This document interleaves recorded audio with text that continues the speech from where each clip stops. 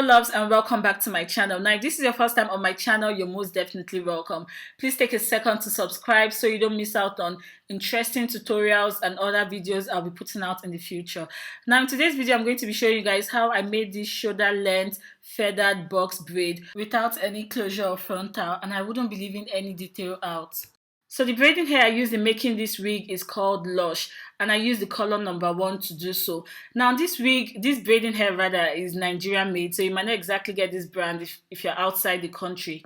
But what matters most is the length. So even if you're going to use any other braiding hair and you want to create this wig I did here, once you get a braiding hair that comes in 82 inches, then you're good to go.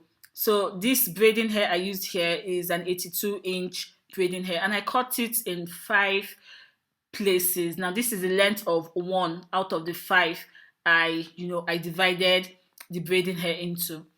So I started by, well, not me exactly, I actually had a helping hand, because at the end of the day there is so much I can do by myself at the same time, you get. So at some point I'll definitely need a helping hand, but I made sure certain sensitive areas or things were done by myself, such as customizing of the wig cap, fixing of the band. Not like someone else can do all that, but I knew what I wanted, so I did those things myself. Soaking the hair in hot water and things like that. Now what she's doing here is she's bringing out the braiding hair. She's just fixing them because according to her it makes it easier for her. And then what I'm doing here is I'm mapping out the area for when I'm going to customize the frontal area. Now I didn't have to do that, but because I'm making a tutorial here, I felt I should just do that, just in case one of you guys might feel the need to have something to guide you. You get that kind of stuff. So you could just draw out the area you want, your frontal to start from. That's the frontal you're going to customize to start from. So as I was saying earlier, she's passing the braiding hair through the wig cap because according to her, it's going to make it faster rather than pass a portion through the wig cap, braid it, pass another portion, braid it, and all that stuff. Because as we all know, braiding a wig isn't exactly the easiest thing to do. Like, a lot of people run away from braiding wigs because to them they can't stand the fact that they're just going to be doing something that takes that much time and without any form of interaction. Unlike when you're making it on someone's head, you get to start up a conversation with that person and all that stuff. So she's just going to pull out the braids till she feels she's okay, and then she starts to braid. So here, as you guys can see, she's box braiding the hair she passed through the wig cap. And I should also point out that when making feathered braids, be it on someone's scalp or on a wig cap, one of the beauty is the fact that the length isn't equal. The length doesn't come equal, like kind of comes in step, you get. So you don't exactly get to stretch your braiding hair as you keep going higher, like you would do so if you were doing a regular braid. Like if you were doing a regular braid, as you keep ascending, you get to stretch your braiding hair the more so that the length of everything comes equal. But it's not the case for feathered hair.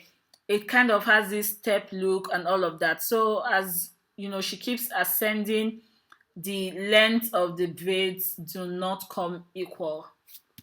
Now that being said, as you keep moving up with your braiding, you do not get to stretch your braiding hair. If at all you do, it will just slight stretching. Another thing to point out is that you do not completely braid your hair to the tip. Like towards the tip area, you leave some hairs. After all, there's a reason why it's called feathers, because the tips give off that feathered look.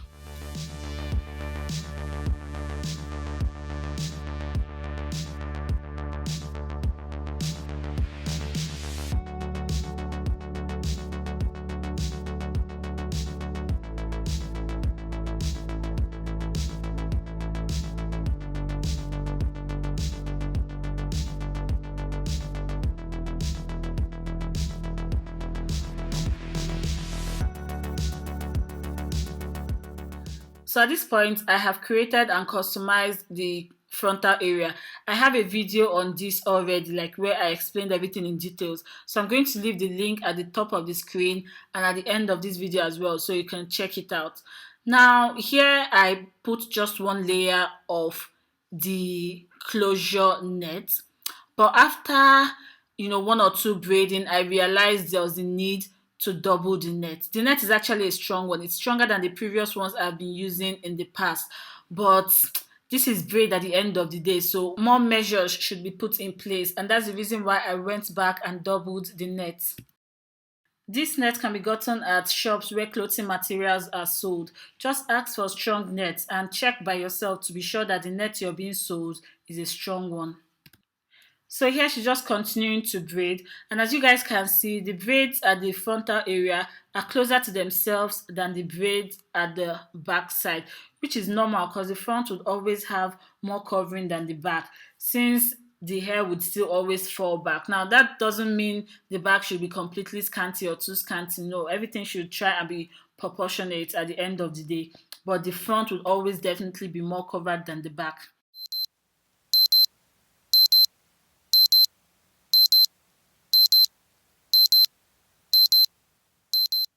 Now, if you notice, when I first talked about the frontal I customized, you remember there was a line I was pointing my fingers at.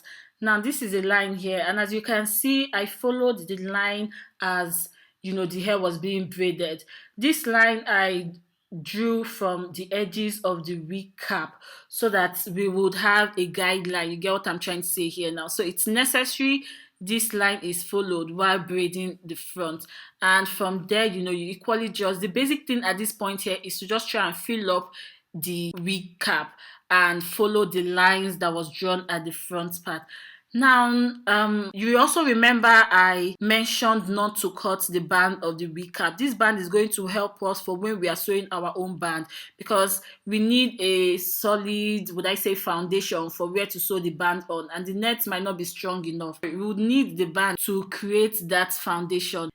In doing so, I would place the band on the line which is by the side of this customized frontal, and whatever is left of the band, I would turn it and sew it back again. This would even just make our foundation stronger. I know foundation might not be the appropriate word here, but I hope you guys get what I'm trying to say basically. So here I'm showing what I'm talking about. Like, the band is going to be placed on the line on the side, and what is remaining, I will bend it over and sew it back to the end. So after sewing the band on the frontal like I did on this very side, I will then sew my band on both sides.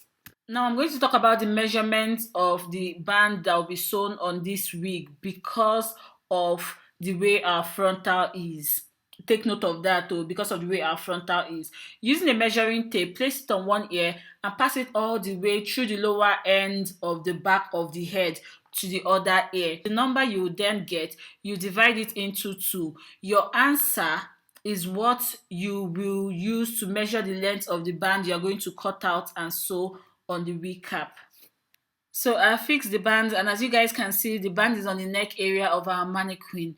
Now I am trimming the ends of our wig. At this point, I can't exactly tell you how you want the ends of your braid to look like.